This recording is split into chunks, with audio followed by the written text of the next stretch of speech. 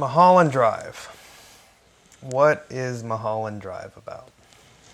It's not about a girl in trouble. That's what the other movie's about.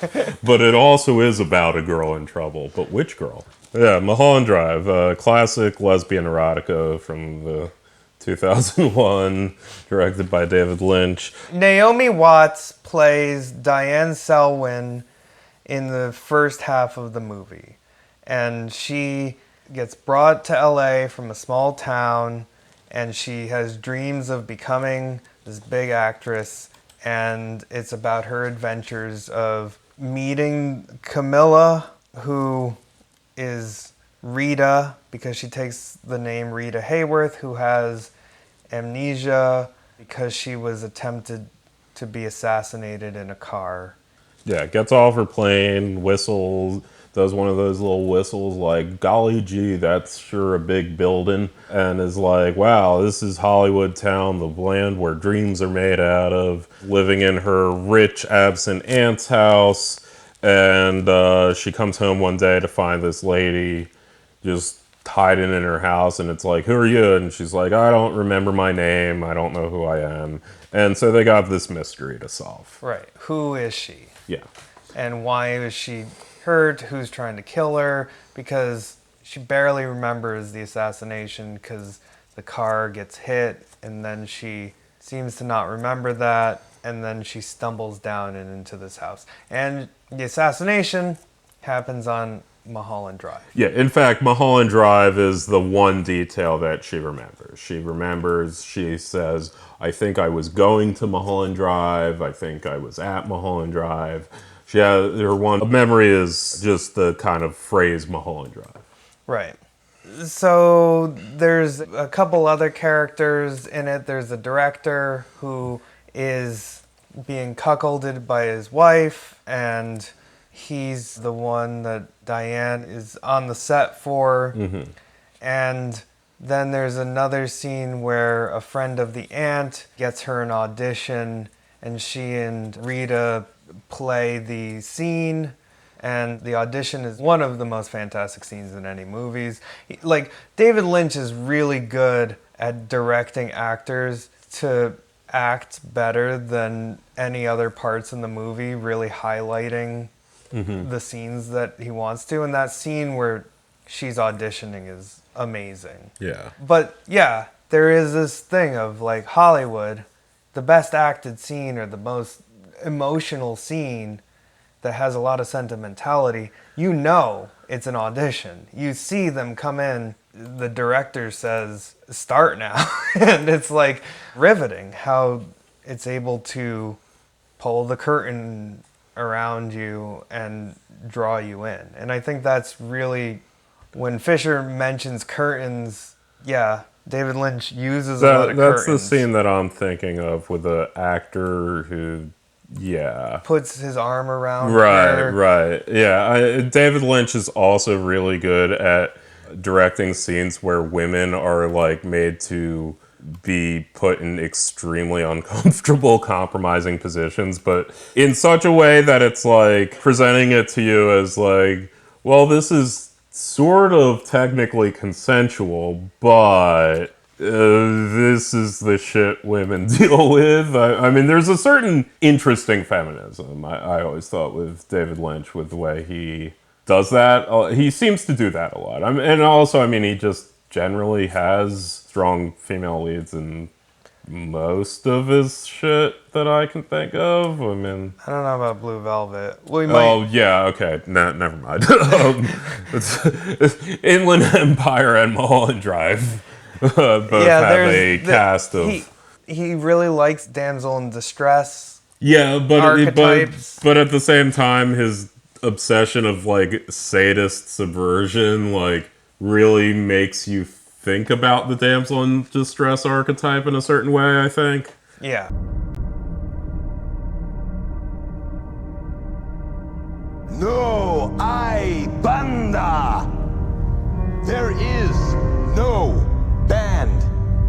Il n'est pas de orchestra. This is all a tape recording. No hay banda, and yet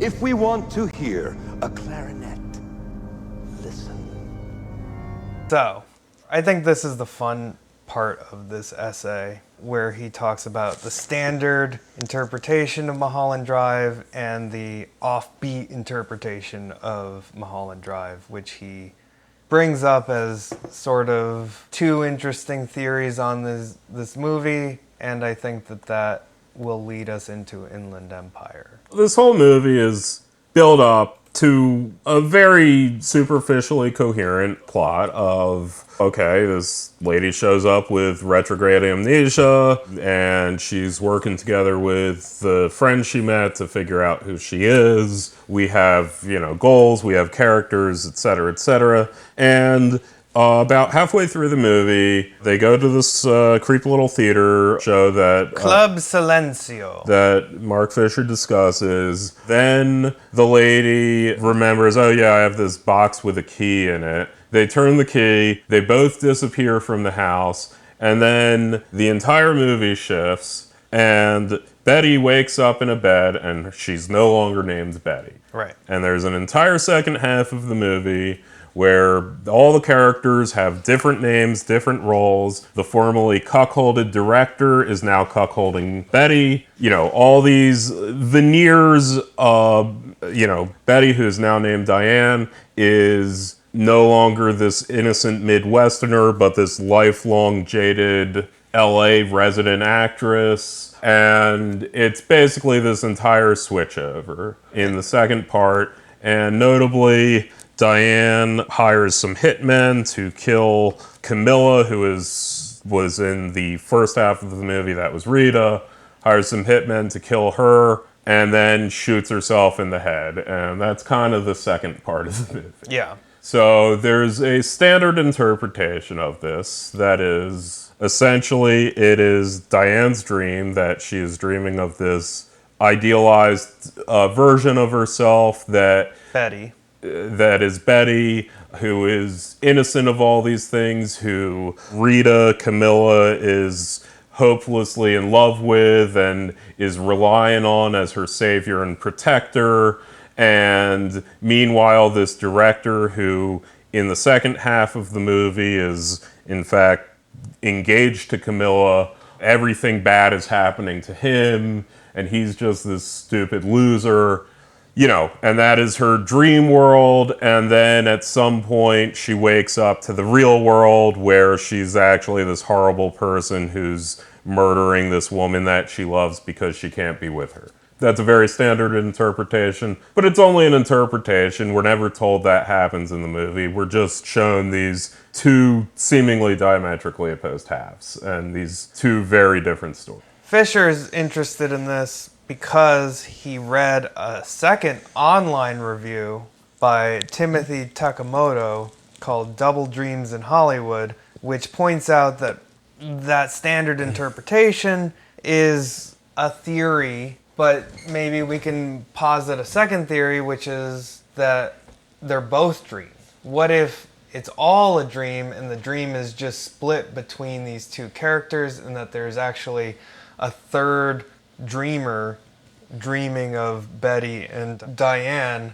and that we can see this being sort of a Finnegan's Wake, Ulysses, or even a Eyes Wide Shut, where the whole thing is a dream. It's considered a dream, or at least the majority of it is considered a dream. But you have other movies that the whole thing is done through a dream, and this is positing that these are two separate dreams made by a third off-camera person. Yeah, and there's kind of as pointed out, the quote-unquote real world has a level of hyper-reality to it, and certain fantastical elements in their own right that is indicative of the Lynchian style, but also does bring into question as to, well, if this is the real world, it's also a kind of bizarre world. And I think that it's sort of set up to kind of play with you in that way, where it does seem like Naomi Watts' character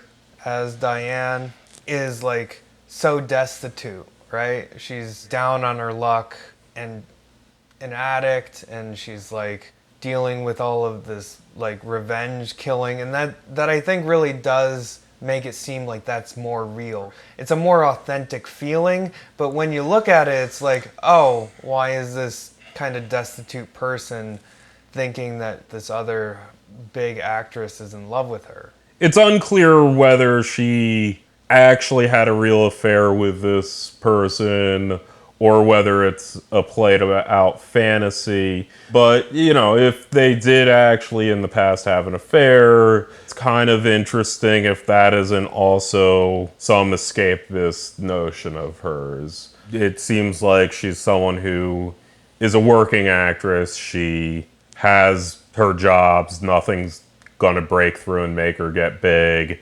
She's barely affording to live in the shitty place she is, and she's nursing a pretty hefty drug addiction. And Fisher's not sold on this both are dreams necessarily. He says whether or not this view is correct, I think that Takamoto is right to argue that there are two scenes in Muholland Drive which merit particular attention. The scene about dreams in the diner and the scene in Club Silencio. In the diner scene, there's like a man talking to a psychiatrist, and he's telling him about a dream he had sitting in the diner, and It's kind of embarrassing. Go ahead. I had a dream about this place. Oh, boy. See what I mean? Okay. So you had a dream about this place. Tell me. and in the dream, he dreamed of a demon behind the garbage. Yeah, there was a demon in the back by the dumpsters. And then to prove that the dream isn't reality, they go behind the dumpsters and the guy faints and there seems to be a demon behind the dumpster. It's one of those scenes that kind of definitely defies a straightforward interpretation of the movie, because assuming the standard interpretation, that scene is just out of place and doesn't fit into the plot. There's none of the main characters are in it. None of the main characters witness it. It just sort of, it's very tacked on to the beginning of the movie, similar to, you know, even the diner scene in Pulp Fiction, although that eventually gets brought back to bear when it's later revealed, oh yes, the main characters are in the diner. That doesn't happen here. But yeah, it's a very strange scene. In fact, the dream he keeps having, this recurring dream, that he's specifically in the diner talking to his shrink, and then he says like, oh yeah, and then you're standing over there by the cash register, and he looks up and his shrink is standing over there by the cash register, and just like the things start falling in place where it becomes more and more like his dream, and then it culminates into them going out back and there's a dude in a scary monster suit that scares him.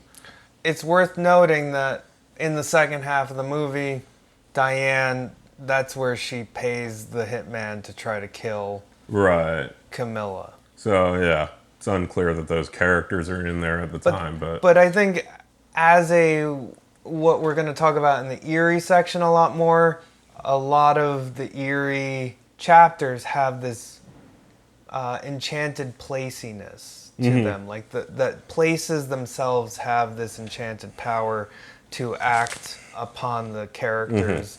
And I think in this case, the diner acts as this, not necessarily a portal, because the portal is Club Silencio, but more of a mystical place that you can find in every single Lynch movie. Because he loves diners. I mean, half of Twin Peaks is just sitting in a diner scheming. Famously so.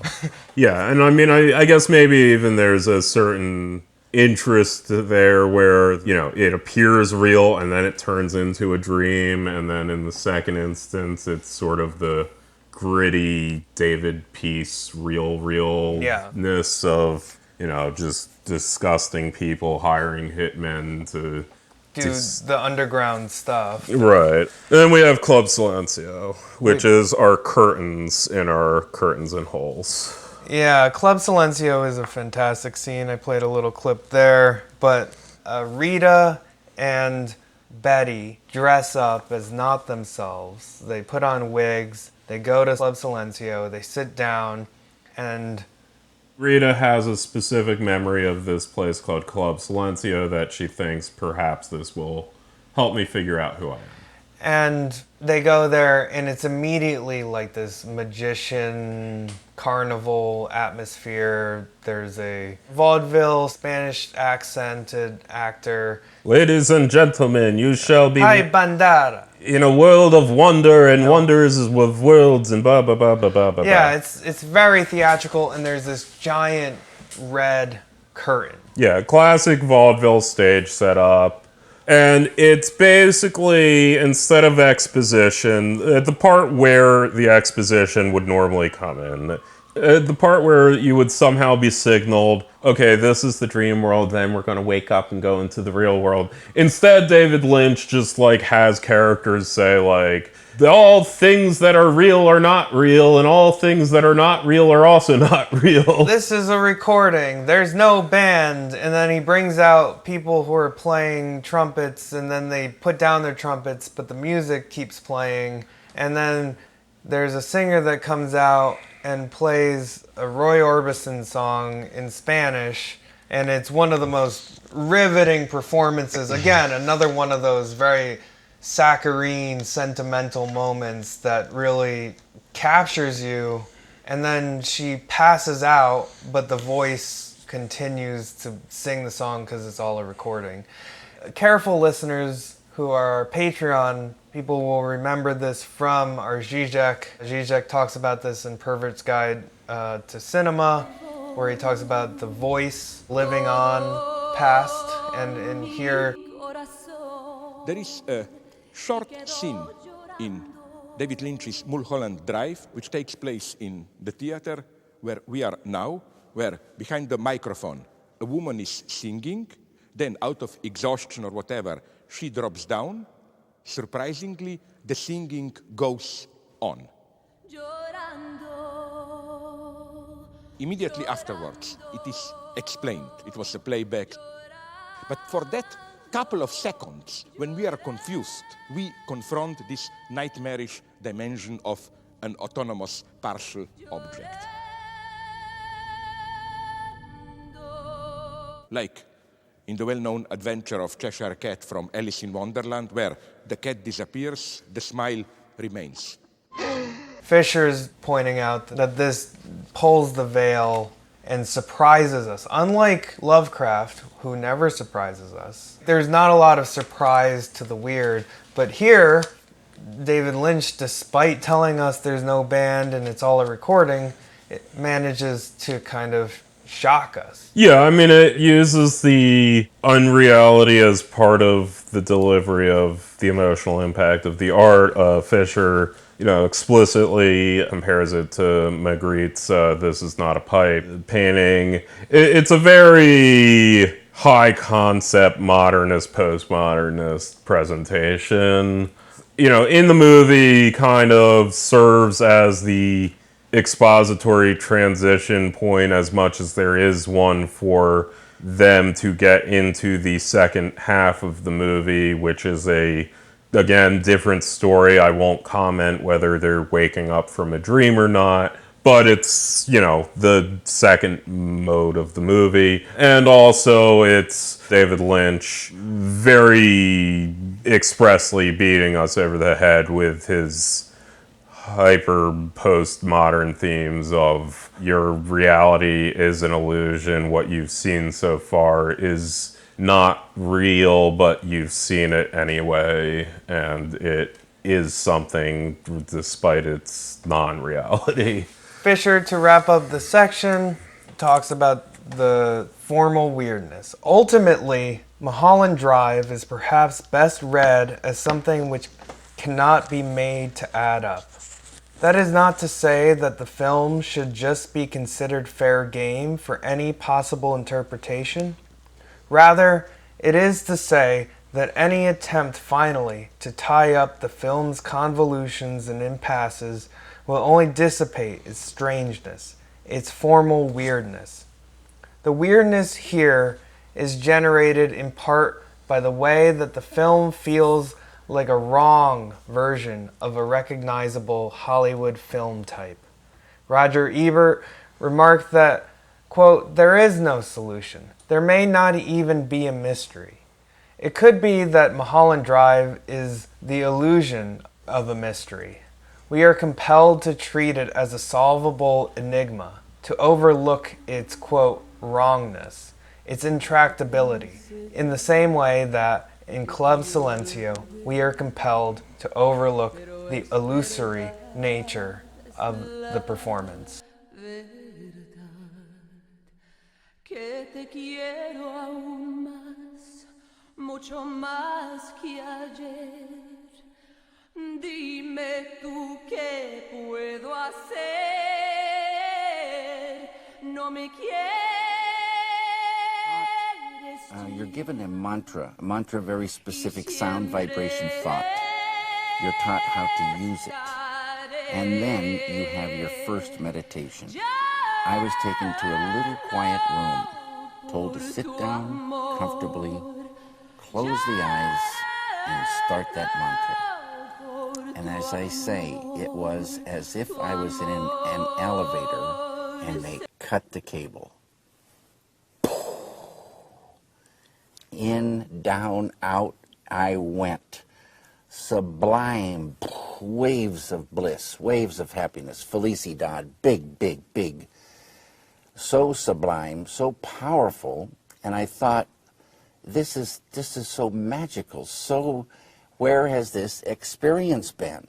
It was beautiful, and very easy to keep going day by day.